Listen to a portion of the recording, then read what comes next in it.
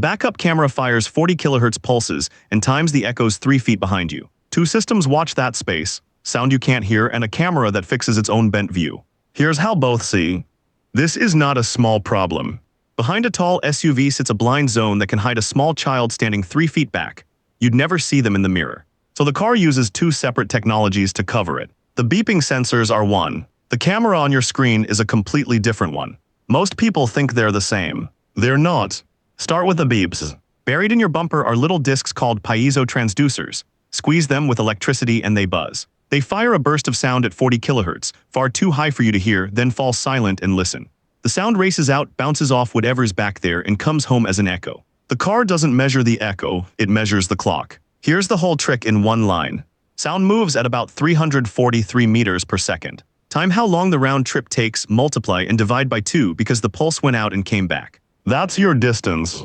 So why 40 kHz and not something lower? Higher pitch means a shorter wave. A shorter wave can pick out smaller, closer things without smearing them together. Go too high though, and the sound fades before it travels anywhere useful in open air. 40 kHz is the sweet spot. That's why these sensors work best from roughly 0.3 meters out to about 2.5 meters. Close range only by design. Past that, the echo is too faint to trust. But distance alone can't tell you what the thing is. For that, you need eyes. Now the screen. The camera bolted above your license plate is nothing like the sensors. No sound at all. It's a CMOS image chip, the same family of sensor in your phone staring through a wide fisheye lens. That lens is often 130 to 170 degrees across, wide enough to see a curb on both sides at once. But here's the catch. A lens that wide bends the world. Straight lines curl, the ground balloons outward, everything looks warped. So software steps in and unbends the picture, straightening it back to something your eye reads as normal. That's the dewarping. And those colored guidelines that sweep across the image.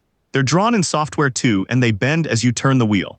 Because the car knows your steering angle and predicts exactly where the tires will roll. What does the camera give you that the beeps never could? Context. A painted parking line, the color of a curb, the texture of gravel versus grass. A shopping cart the pulses might slip right past. The sensors tell you how far. The camera tells you what. But a picture can't tell you it's exactly 0.4 meters away. And that gap is the whole reason for what comes next. So how does a car park itself? It reuses the exact same ultrasonic sensors, just pointed sideways. As you roll slowly past a row of parked cars, the side sensors keep firing and timing echoes, mapping the wall of metal beside you. When the echoes suddenly stop and then start again, the car has found a gap. Now it does the maths. It measured the gap's length and depth from those echoes, and it already knows its own bumper-to-bumper size down to the centimeter. If the gap is big enough, the computer, the ECU, the small brain running this, plots a curved steering path to thread the car in. Then comes the part that surprises people. Modern cars steer by wire through electric power steering, a motor on the steering column. That means the computer can turn the wheel itself, no hands needed. In many systems, the car takes the wheel and does the turning, while you stay in charge of the pedals, creeping the gas, covering the brake, ready to stop. It's a handshake. The car handles the geometry, you handle the speed. But notice something. Every piece of this lands on those same sound pulses. And sound has real weaknesses. So why carry both, sensors and camera? Because each one fails exactly where the other holds. Ultrasonic pulses don't care about light. Pitch dark, driving rain, sun blasting straight into the lens. The beeps still hand you a solid distance and a warning tone. The camera goes half-blind in all three. But the sensors have their own dead spots and they're sneaky. A thin pole can sit right between 2 pulses and vanish. A soft or angled surface, a hedge, a snowbank, a wall tilted away, swallows the sound or bounces it sideways so no echo comes home. And there's a blind patch directly under the bumper the pulses can't reach at all. Any one of those the camera catches because it just sees. That's the payoff of running 2. Where sound goes deaf, sight covers. Where sight goes dark, sound answers. Engineers call it sensor fusion, 2 weak in different ways sources checked against each other.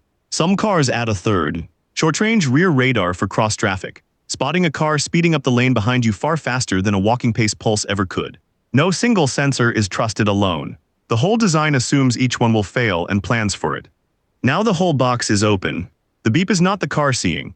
It's timed sound echoes, a 40 kHz pulse leaving your bumper and coming home off something 3 feet back, distance read straight off the clock. The screen isn't reality either. It's a bent fisheye image, unwarped by software into a view you can trust, with guidelines drawn to follow your wheels. And self-parking is just those same echoes measuring a gap, plus a computer doing steering math the electric motor carries out. That 40 kHz 3 feet number is the heart of it. Sound too high to hear, timed over a distance shorter than your car's length, turned into a warning before you ever roll into it. There is no magic camera behind you.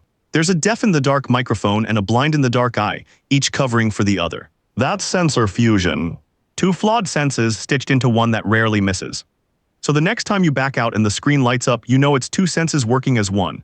Sound timing the space, sight filling it in. The real leap comes when radar and camera stop just backing each other up and start fully steering the car.